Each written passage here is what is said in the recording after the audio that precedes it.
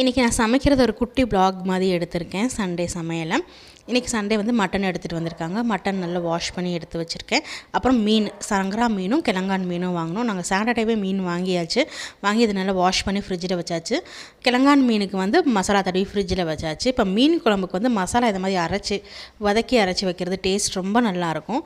இன்றைக்கி அது மாதிரி தான் பண்ணியிருக்கேன். பேனில் ஆயில் ஊற்றிட்டு வெங்காயம், தக்காளி, இஞ்சி, பச்சை மிளகாய், கருவேப்பிலை இதெல்லாம் போட்டு நல்லா வதக்கிட்டு இது கூட ஒரு 3 ஸ்பூன் அளவு குழம்பு மிளகாத்தூள் இல்லைன்னா மல்லித்தூள், மிளகுத்தூள், சீரகத்தூள், மிளகாத்தூள் ஆட் பண்ணிக்கலாம். ஆட் பண்ணி நல்லா வதக்கி இந்த மாதிரி வதங்கினதுக்கப்புறமேட்டு தேங்காய் ஒரு 3 சில்லு தேங்காய் எடுத்திருக்கேன். எடுத்து குட்டியை கட் பண்ணி ஆட் பண்ணி இது ஆறவும் பேஸ்ட் மாதிரி அரைச்சிக்கலாம்.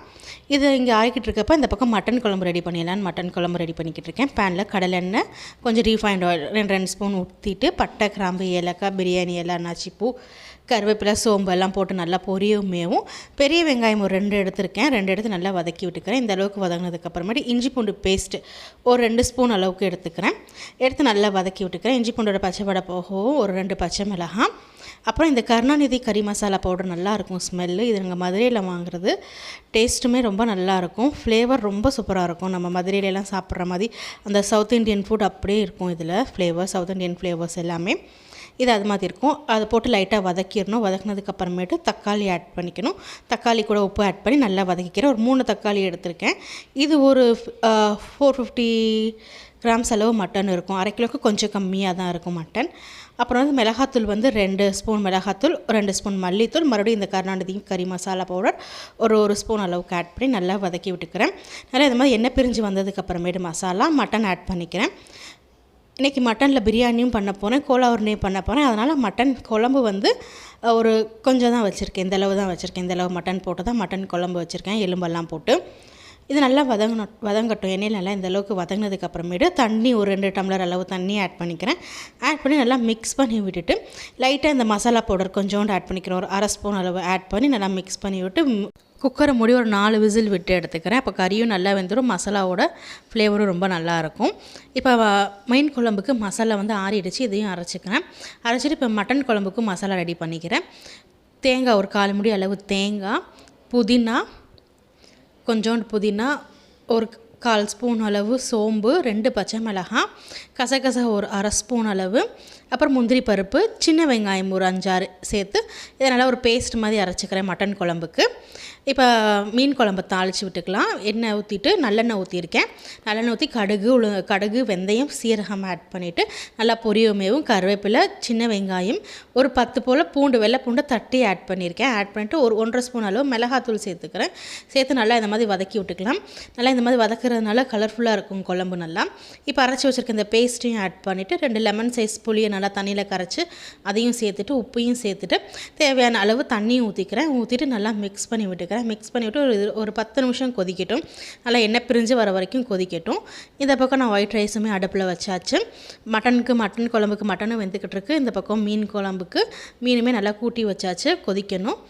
இப்போ கோலா உருண்டை ரெடி பண்ணிக்கிறேன். நல்லா போன்லெஸ் பீசஸாக மட்டன் இந்த மாதிரி அரைச்சி எடுத்துகிட்டு வந்துட்டு இதை ஒரு பவுலில் மாற்றிட்டு இப்போ இதில் ஒரு 1/4 மூடி அளவு தேங்காய், 1/4 ஸ்பூன் அளவு சோம்பு, பட்டை ஒரு துண்டு, ஏலக்காய் ஒரு துண்டு, 2 துண்டு கிராம்பு, கொஞ்சோண்டு கல்பாசி சேர்த்துட்டு இதை நல்லா அரைச்சிக்கலாம். தண்ணி ஊற்றாமல் இந்த மாதிரி அரைச்சி வச்சுக்கிறேன். அரைச்சிட்டு இந்த மட்டனையும் இதில் சேர்த்துட்டு ஒரு 50 கிராம்ஸ் அளவு சின்ன வெங்காயம் சேர்த்து இதை நல்லா அரைச்சி எடுத்துக்கலாம்.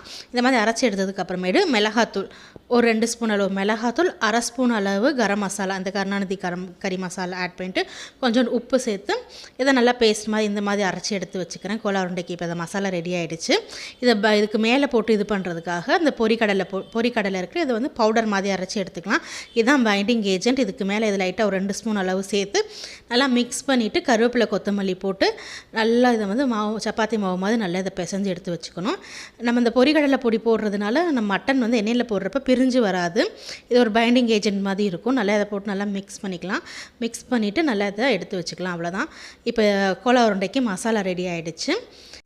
இப்போ இதை நல்லா ஒரு குட்டி குட்டி பால்ஸாக உருட்டி எண்ணெயில் ஃப்ரை பண்ணி எடுத்தோம்னா கோலா உருண்டை ரெடி ஆயிரும். இப்போ மீன் குழம்புக்கு நல்லா குழம்பு கொதிச்சு இந்த மாதிரி எண்ணெய் பிரிஞ்சு வந்ததுக்கப்புறமேட்டு மாங்காய் ஆட் பண்ணிக்கிறேன். மாங்காவும் பச்சை மிளகாவும் நல்லா ஆட் பண்ணிவிட்டு நல்லா இது கொதிக்கட்டும். ஒரு 10 நிமிஷம் கொதிச்சதுக்கப்புறமேட்டு மீன் ஆட் பண்ணிக்கிறேன். மீன் ஆட் பண்ணி ஒரு 5 நிமிஷம் மட்டும் கொதிச்சா போதும். நல்லா ஒரு ஃபுல் ஃப்ளேமில் வச்சு ஒரு 5 நிமிஷம் கொதிச்சுட்டு அப்புறம் ஸ்லோ பண்ணிவிட்டு ஒரு 2 நிமிஷத்தில் அடுப்பை ஆஃப் பண்ணிடலாம். நல்லா மீனை போட்டு லைட்டாக ஒரு மிக்ஸ் பண்ணிவிட்டு கருவேப்பிலை கொத்தமல்லி போட்டு நல்லா ஓரங்கள்லாம் எடுத்து விட்டுட்டு நல்லா மிக்ஸ் பண்ணி விட்டு ஒரு 5 நிமிஷம் கழிச்சிட்டு ஸ்லோ பண்ணிவிட்டு ஒரு 2 மினிட்ஸ் கழிச்சு அடுப்பை ஆஃப் பண்ணிட்டோம்னா ஒரு சூப்பரான மீன் குழம்பு ரெடி ஆயிடும். இந்த மீன் குழம்பு டேஸ்ட் ரொம்ப நல்லாயிருக்கும். மட்டனுமே இந்த பக்கம் வெந்துருச்சு. நல்லா மட்டன் நல்லா வெந்ததுக்கப்புறமேட்டு இப்போ இதில் உருளைக்கிழங்கு ஆட் பண்ணிக்கிறேன்.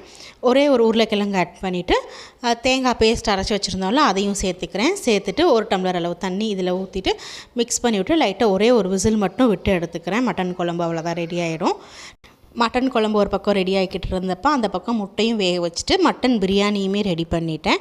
சீரக சம்பாவில் மட்டன் பிரியாணி தான் பண்ணியிருந்தேன். நல்லா சூப்பரான ஃப்ளேவரில் ரொம்ப நல்லா இருந்துச்சு. கோலா உருண்டையும் ஃப்ரை பண்ணியாச்சு, ஃபிஷ்ஷையும் கிழங்கான் மீனையும் ஃப்ரை பண்ணியாச்சு, மட்டன் பிரியாணியும் தம் போட்டுட்டேன். அவ்வளோதான். எல்லாமே 3 அடுப்புலையுமே 3 வேலையை முடிச்சுட்டு மட்டன் பிரியாணி தம் போட்டு இறக்கியாச்சு. இறக்கி நல்லா இப்போ பாருங்கள் ரைஸுமே ஒன்று ஒட்டாமல் நல்லா உதிரியாக சூப்பராக வந்திருக்கு. மட்டனுமே சூப்பராக குக்காக இருந்துச்சு.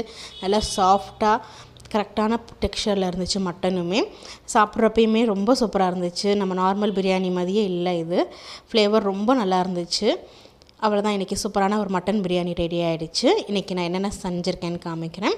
மட்டன் கோலா உருண்டை, சிக்கன் 65, கிழங்கான் மீன் ஃப்ரை, மட்டன் எலும்பு குழம்பு, ஆனியன் ரைத்தா, மட்டன் பிரியாணி, சீரக சம்பா மட்டன் பிரியாணி, அப்புறம் வேக வச்ச முட்டை, இது கூட ஒயிட் ரைஸும் மீன் குழம்பும் பண்ணியிருந்தேன். சங்கரா மீன் குழம்பு. இதுதான் இன்றைக்கி எங்கள் வீட்டு சண்டே ஸ்பெஷல். மட்டன் பாருங்கள் நல்லா சாஃப்டாக குக்காக இருந்துச்சு. டேஸ்ட்டுமே ரொம்ப நல்லா இருந்துச்சு. இதோட ரெசிபி நான் போடுறேன் ஷார்ட்ஸில், ட்ரை பண்ணி பாருங்கள். டேஸ்ட்டுமே ரொம்ப நல்லா இருந்துச்சு.